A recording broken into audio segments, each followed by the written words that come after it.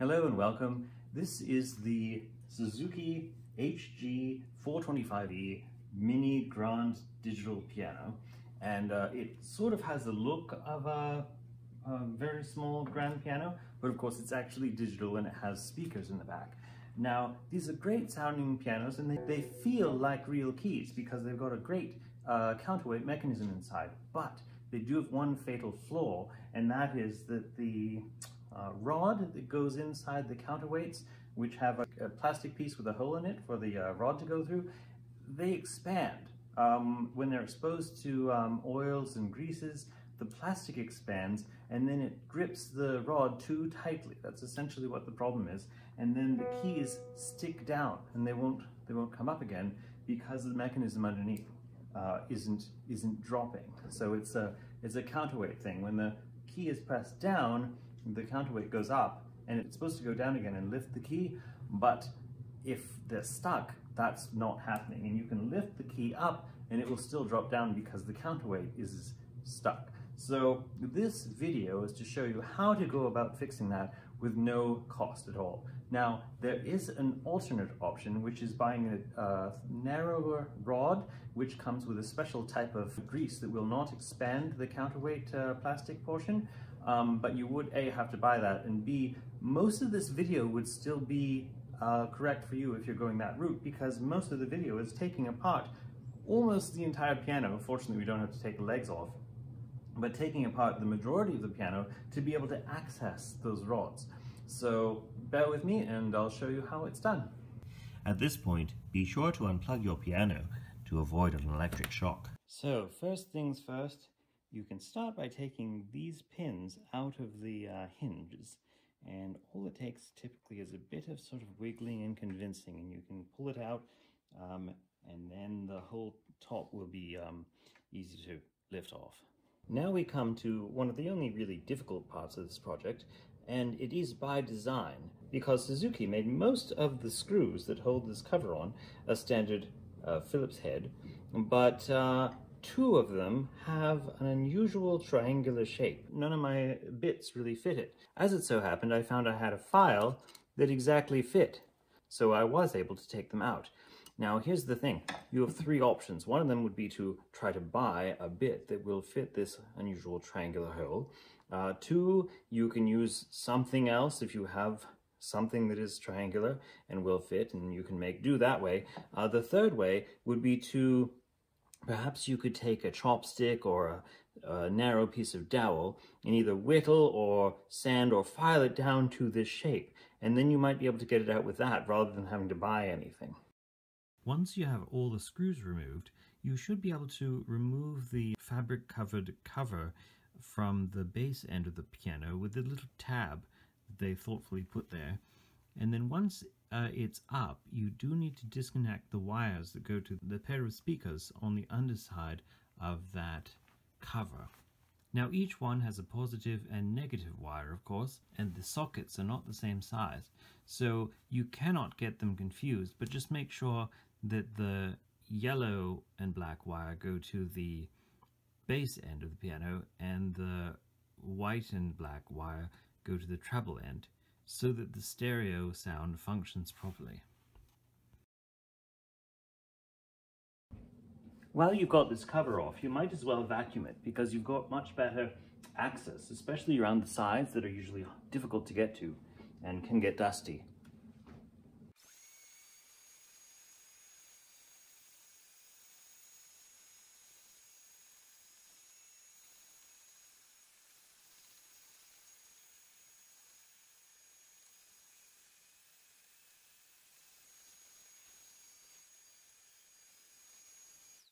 There, that looks much better.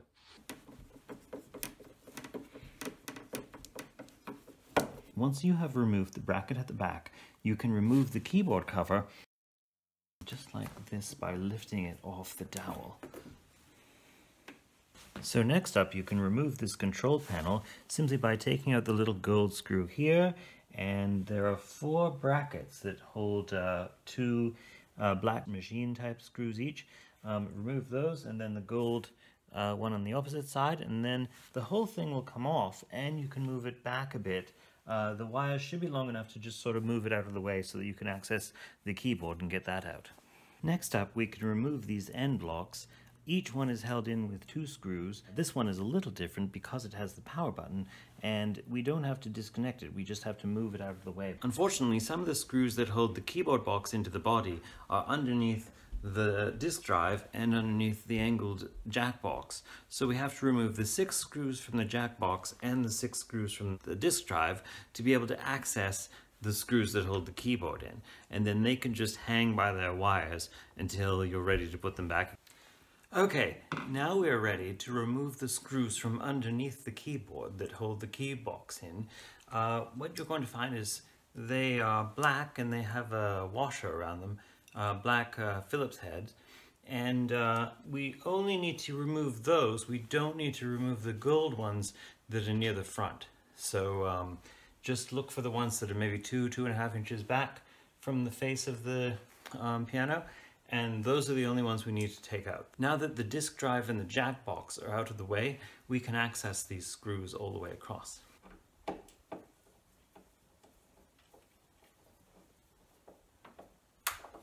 Next, you can take the screws out of the rear section of the keyboard box. Make sure you disconnect the ground wire and keep it somewhere where you will be able to find it for when you're reassembling. This is the ribbon cable you need to remove to be able to take the keyboard off, and it just takes a bit of wiggling. I've wiggled it loose and now it'll come undone.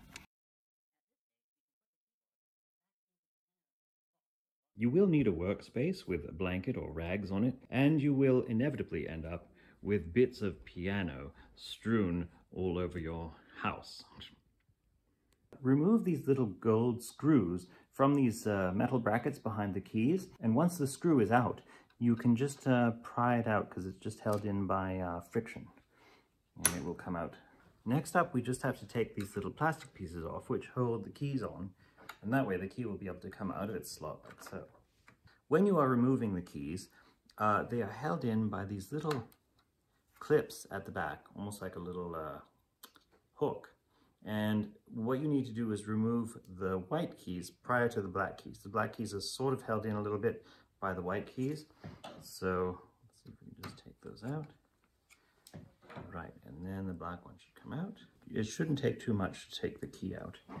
One thing that can help is just sort of putting a little bit of push on there, and then we have it, then the key comes out. Okay, now that the keys are off, we are really getting close to the source of all the trouble.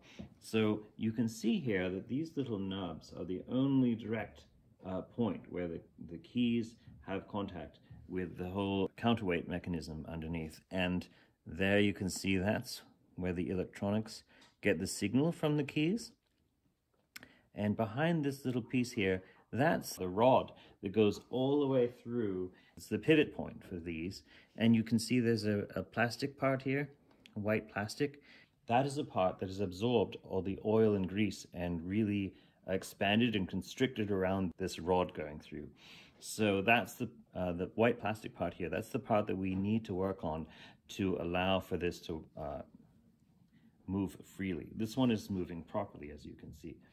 If it's falling, as soon as you let it go, that means it's working correctly. But some of them get stuck in the up position or partially up, and that's where the trouble is with the keys not returning properly. Okay, I've turned the keyboard section upside down, and we need to remove all the screws that are holding on this electronic board here.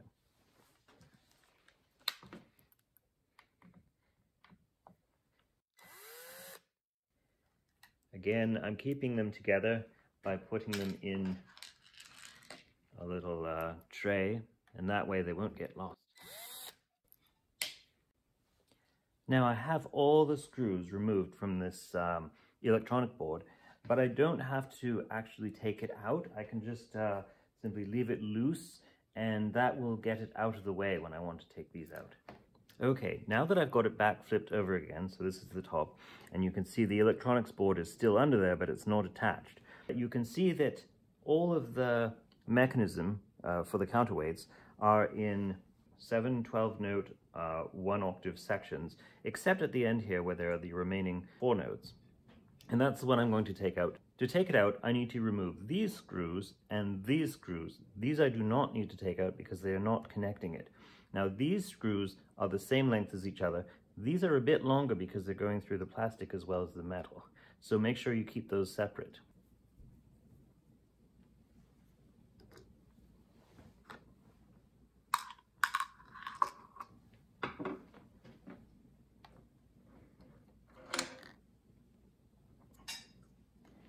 Now I've got out this section of the counterweights, and you can see that this one is operating properly because they all fall perfectly down and none of them get stuck at all. But if they were getting stuck, they would stay like that or be a bit slower to fall. So what we would need to do then is just push out the rod that's inside. It could be a bit stiffer if they are not operating properly because there would be more friction. And if any of the counterweights are really stiff, you may need to take a screwdriver and possibly a mallet or a hammer and use that to tap out the rod, because the rod would be too difficult to push just with your bare hands and then pull out. So there, I've just pushed it out, and now we can take this and you can see. So this is the cause of all the trouble. This hole has shrunken because it's absorbed some of the oil or grease and become very tight around this rod. You can see here that the interior is just a light gray, and that's what it's supposed to be. On the ones that are really stiff, that's a dark gray or black because there's so much friction with the rod. And it ends up being, you know, really difficult to move. You can just hold the rod and it'll stay like that. Whereas this one, it's swinging correctly. So now we are on the most precise part of this whole endeavor, which is enlarging this little opening here. This has to be very, very, very precise. So we can't have any extra play in between the rod and the plastic part. The reason being that will make a sort of a clicking noise, like a kind of a rattle. Whereas normally it won't do that. That's what happens. It's a little bit loose and you can hear a bit of a click as the counterweight pivots on the rod. The whole keyboard mechanism in this piano is sitting on top of a large flat surface of MDF, and that acts as a sort of resounding board and amplifies that rattling noise.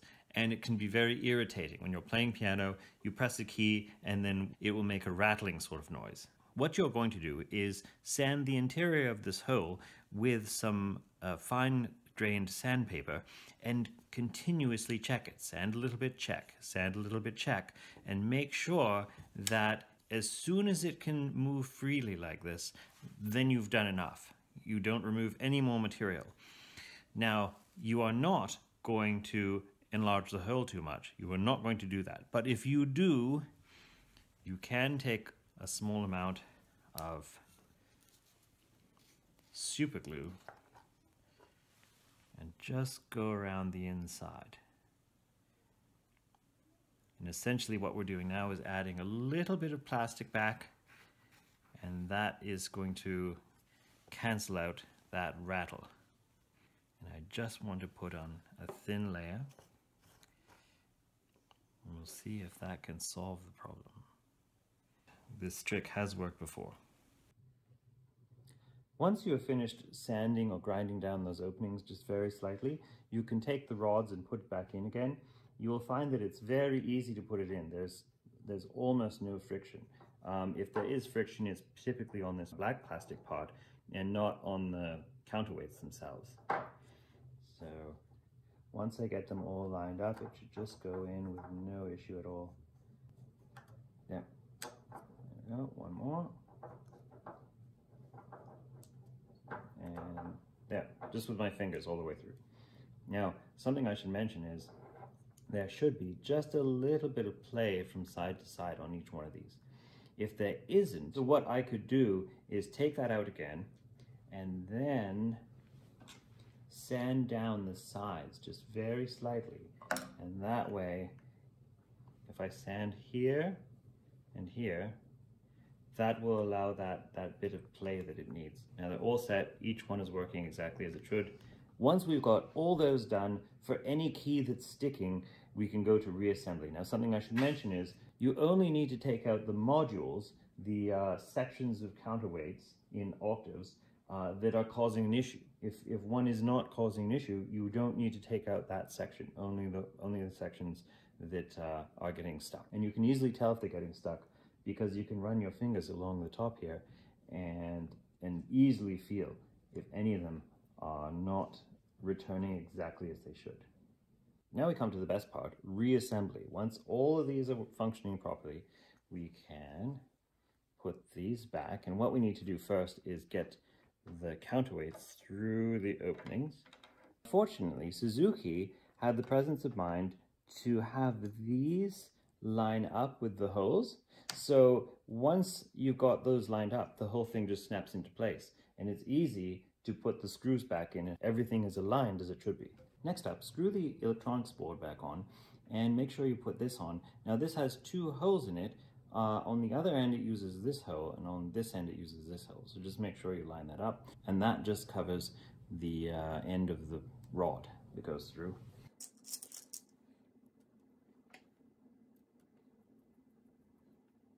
There are some extra holes in this on the edges that it doesn't actually use. So if you see some extra holes, there's one here, there's one here, there's one here. You don't need to put screws in those. It's just the ones that are regular intervals in the line.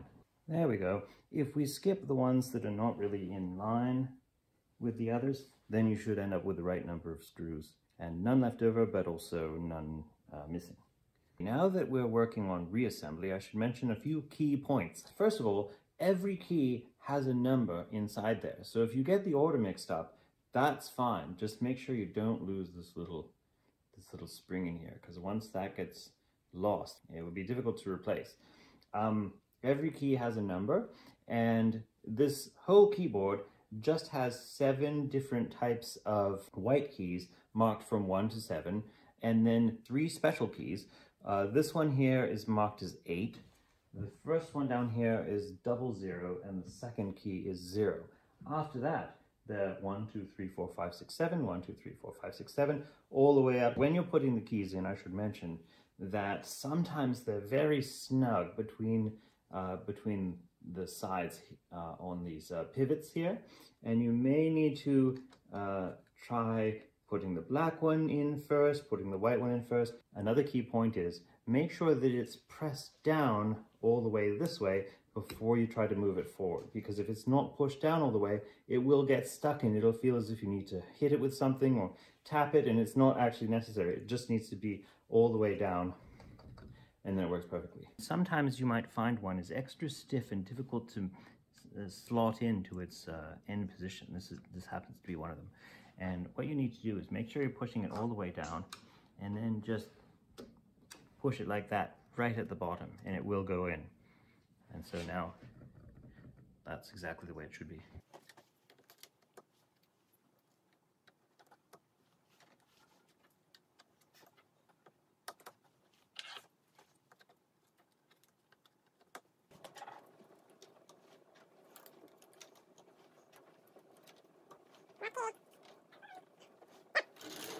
Here's another key point. Make sure that this spring is on both sides, on those little nubs. There's one on the key side and there's one on the corresponding other side.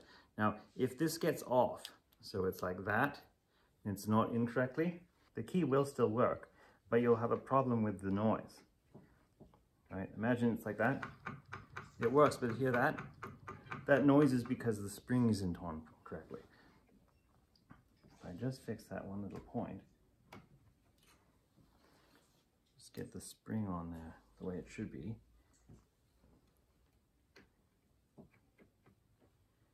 There we go.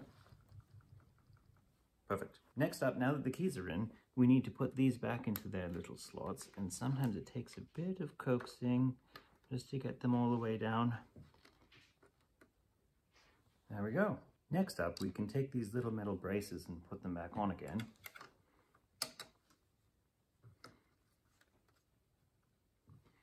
serve to hold the keys on and keep them aligned as well. There you go. Put all the little gold screws back into those brackets behind the keys.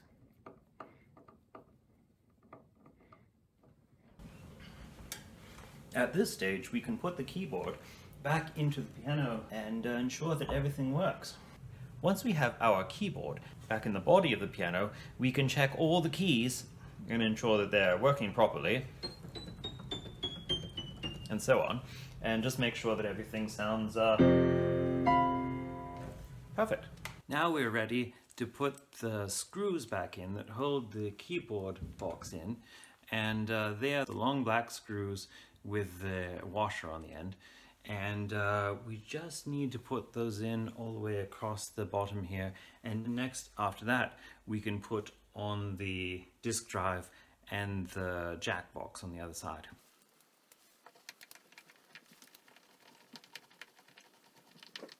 Next we can put the screws back in the rear section of the keyboard box. Don't forget to include the ground wire on this screw second from the left. Now that the keyboard is in, we can put the end blocks back, and they just fit in this little space. Now this bracket has a little slot, and this screw will fit into that slot. If we just put it there, move it forward, there, the slot is holding it, and now there are just two screws that will hold it in on this end.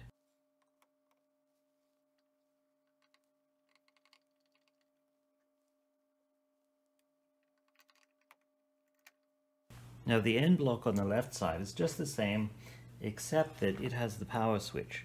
So we do have to make sure that the cable is out of the way so that it won't come in contact with anything. There we go. And now that will just screw in.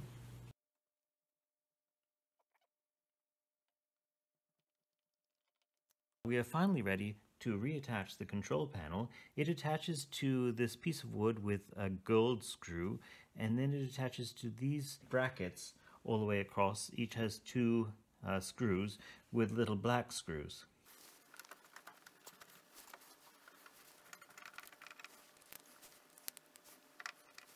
The keyboard cover is next to put on, and it rests on these little dowels on both sides, and then there's a bracket with some screws that holds it in from the back. You can put the keyboard cover back on again just by putting it directly over the dowel, and now we can put the bracket on the back.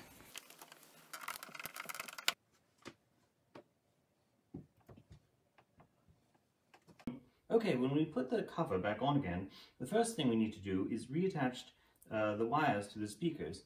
And fortunately, they are different sized sockets, so it's not possible to confuse the positive and negative polarities, but it is possible to confuse the left speaker with the right. So the one that's over the bass side is the one with the yellow and black, and the one over the treble side is the one with the white and black.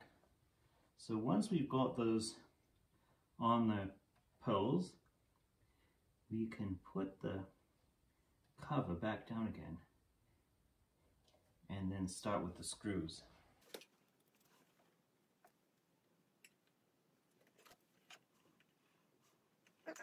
So we've got the support for the lid moved out of the way, and now we can put this on and put on the treble end first, so it goes right underneath. It needs to go underneath this brass piece here, and then just sort of shift over. Just make sure that this little tab is sticking out when you drop it in, and there you have it. Looks good. Now at this stage you may want to decide whether you wish to carry on with the unusual triangular style screws, or whether you wish to just use all Phillips head. You might be able to swap these out maybe for a short drywall screw. You do want to make sure that this is fastened in all the original holes so that you don't have any unfortunate vibrations from the speakers. Once this is set in place, everything should line up with the holes.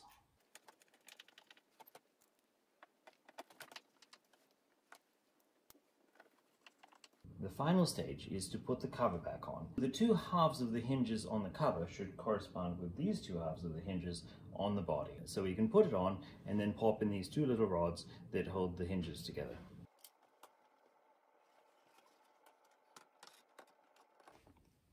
And so these usually go in with just a bit of sort of twisting and convincing. Should be able to get it going in. There we go. Push in a bit more. There's one. And the second.